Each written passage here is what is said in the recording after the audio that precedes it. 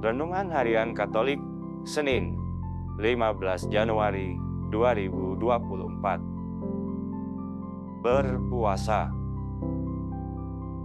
Pada waktu itu, ketika murid-murid Yohanes dan orang-orang Farisi sedang berpuasa, datanglah orang-orang dan mengatakan kepada Yesus, "Mengapa murid-murid Yohanes dan murid-murid orang Farisi berpuasa, tetapi murid-muridmu tidak?"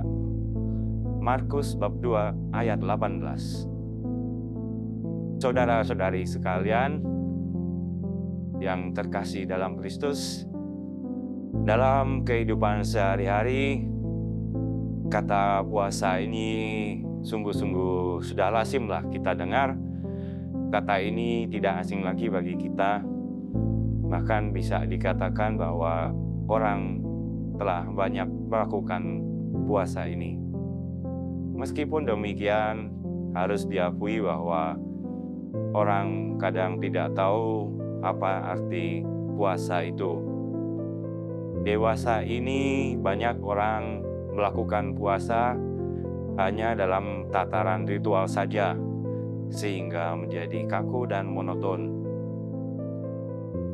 Puasa itu bukanlah sebuah aktivitas fisik semata, tetapi harus bersumber dalam hati dan dihayati sebagai sesuatu yang rohani. Dalam bacaan Injil hari ini yang diambil dari Markus bab 2 ayat 18-22, sama sekali bukan bermaksud untuk mengatakan bahwa kita tidak perlu berpuasa. Akan tetapi untuk menegaskan tentang hukum baru yang Yesus bawa di tengah masyarakat Yahudi pada kala itu, bila orang sudah terbiasa dengan sesuatu pola hidup yang mendarah daging dalam hidupnya selama bertahun-tahun, tentu tidaklah mudah untuk menerima suatu tata cara hidup yang baru. Selain berdoa dan memberikan sedekah, berpuasa adalah salah satu dari 3 kewajiban orang Yahudi yang sangat penting. Puasa adalah sarana untuk menaklukkan kedagingannya, merendahkan diri, dan memohon belas kasihan Tuhan. Orang Yahudi yang saleh menganggap puasa sebagai tindakan kebajikan agama yang digunakan untuk menyenangkan Tuhan. Sulit dipahami bagi orang Yahudi bahwa Yesus tidak sungguh menanamkan praktik itu kepada para murid dan pengikutnya. Akan tetapi Yesus memberi mereka alasan mendalam. Dapatkah sahabat-sahabat mempelai laki-laki berpuasa sementara mempelai itu bersama mereka?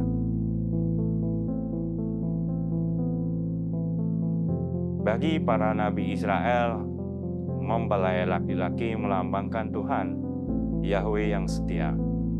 Maka Yesus sama saja dengan Yahweh. Dan di sini dia menyatakan keilahiannya. Dia pun menyebut muridnya sebagai sahabat mempelai laki-laki. Dan mereka yang bersamanya tidak perlu berpuasa karena mereka tidak terpisah darinya. Yesus mengajak kita untuk melakukan pembaharuan total. Kita harus menjadi kantong yang baru untuk menerima Yesus dan semua prinsip ajarannya. Kalau kita setengah-setengah, ada bahaya bahwa kita akan jatuh ke dalam pola yang sama. Percayalah, roh jahat selalu mengintai kita, menunggu saat kita lemah, dan ia akan masuk lagi untuk menggoda kita dan menyeret kita dalam lembah dosa. Orang yang sungguh-sungguh merasakan kehadiran Yesus akan meninggalkan semua pola hidupnya yang lama dan berbalik Allah berjalan bersama Yesus. Saudara-saudari sekalian, mari kita refleksikan hidup rohani kita secara spiritual. kadangkala kita sulit untuk melepaskan pola hidup kita yang lama untuk kemudian masuk dalam tatanan hidup baru yang ditawarkan oleh Yesus. Mengapa pertobatan hidup kita kerap sangat lambat dan kadang gagal? Karena kita sungguh nyaman atau tidak rela melepaskan kenikmatan yang kita dapatkan dari keduniaan tersebut. Saudara-saudari sekalian, kedatangan Yesus di dunia ini membawa sukacita. Dan sukacita itu kita peroleh manakala kita bertobat dan menerima Yesus serta ajarannya. Hari ini kita mendengarkan bagaimana Yesus menekankan bahwa pertobatan yang paling penting bukan luarnya, dalam hal ini adalah ritualnya, akan tetapi lebih pada pertobatan secara batin. Dengan berpuasa seperti itu, manusia akhirnya mendapat semangat baru, yaitu Roh Kudus sendiri. Semangat baru itu akan menumbuhkan cinta kasih di dalam hati setiap manusia. Dengan demikian, tak seorang pun menyimpan anggur baru dalam kirbat yang lama. Sebaliknya, ia akan menyimpan anggur baru dalam kirbat yang baru pula. Inilah rahasia puasa yang diajarkan oleh Yesus.